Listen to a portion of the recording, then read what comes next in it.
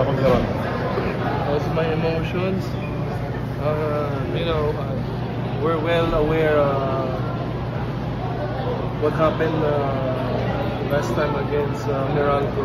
We were in the same situation. We were up three games. And then yun, mindset lang namin is one more game. So really, after tonight, we just have to move on. Keep improving. Focus lang.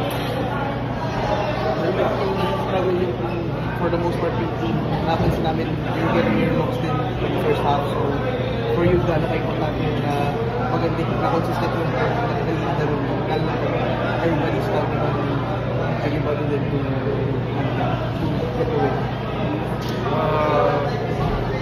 Kanina yung focus lang talaga namin is on defense. As long as, we keep the score low, it's laban lang. We're not making, we're not executing it's the finals, tough shot, tough. Every basket talaga, kailangan patirapan. So, ayun, as long as nakakabalik lang focus sa defense. Ayun, laban lang and then, it fell our way. So, yun. Dapat ano pala nangyari sa yung mukha nila? Dumugo ba? Yeah.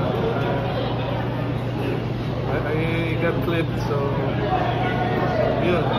After that, try to compose myself. It happened last series. I remember last series. It bothered me on my breathing. It bothered my ability to recover from So yun, talagang I was fighting just to stay focused, be composed. Luckily, I've been through it before, so meron na akong idea kung paano siya improve. It's part of the game. Thank you, David. Thank you. Thank you. Good luck. Yes, thank you.